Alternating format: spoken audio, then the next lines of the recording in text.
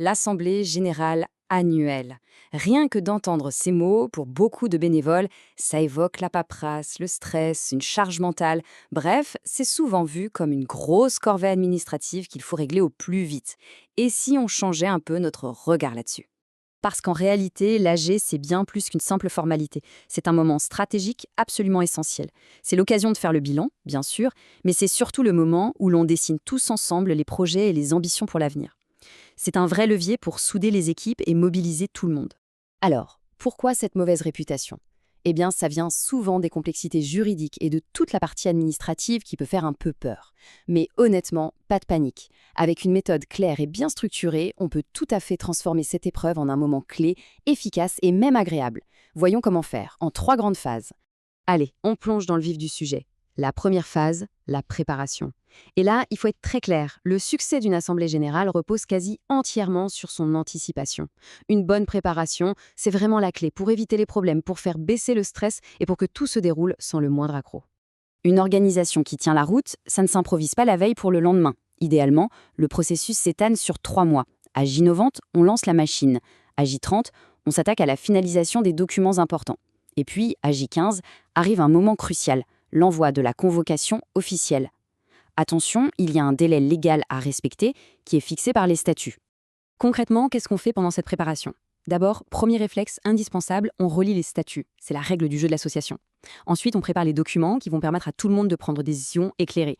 Le bilan des actions, l'état des finances, la vision pour l'avenir. Après, on rédige un ordre du jour très détaillé. Et le point crucial, c'est que seuls les sujets qui sont inscrits pourront être mis au vote. Enfin, on envoie la fameuse convocation à tous les membres. Et cette convocation, il faut la soigner, parce que chaque détail compte. Une simple erreur, un petit oubli, et toutes les décisions prises pendant l'AG pourraient être invalidées, rendues caduques. Des éléments comme la date, l'ordre du jour ou comment on va voter sont absolument indispensables. Il faut voir ça comme un bouclier qui protège l'association sur le plan juridique. Ce qu'il faut bien comprendre ici, c'est la logique derrière tout ça.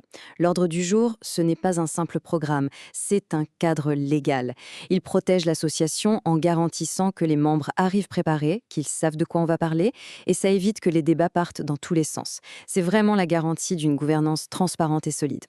D'ailleurs, petite astuce, pour se simplifier la vie à l'ère du numérique, on peut utiliser des outils comme des logiciels de gestion ou même un simple service de newsletter.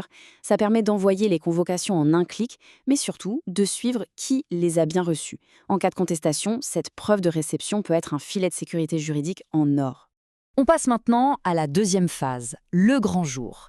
La préparation est faite, il faut maintenant s'assurer que l'AG se déroule bien. Et là, tout l'enjeu, c'est de trouver le bon équilibre entre la rigueur sur les formalités et la fluidité dans l'animation pour que ce soit dynamique. Le déroulement suit une trame assez précise.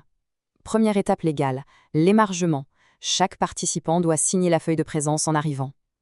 Ensuite, on désigne les responsables de la séance. Puis vient une étape absolument critique, la vérification du quorum.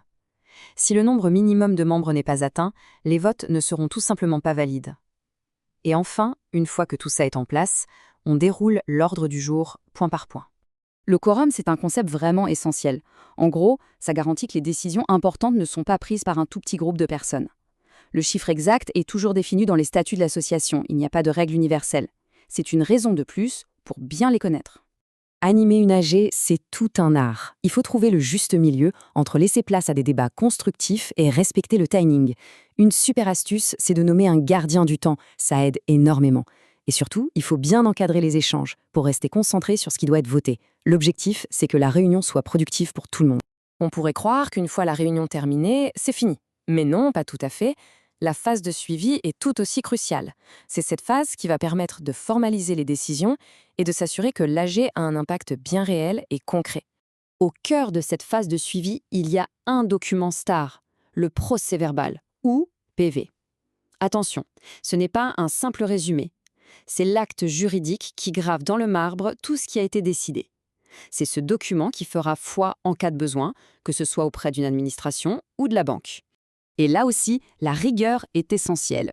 Pour être solide juridiquement, le PV doit contenir plusieurs informations clés. La date, le lieu, le nombre de membres présents, un résumé des débats, le texte complet de chaque résolution et bien sûr, le résultat précis de chaque vote. Pour, contre, abstention, tout doit y être, et il faut qu'il soit signé par les responsables de la séance. Et voici un chiffre à retenir absolument. 3 mois. C'est le délai légal pour déclarer en préfecture tout changement concernant les dirigeants de l'association. C'est une étape à ne surtout pas oublier pour être en règle.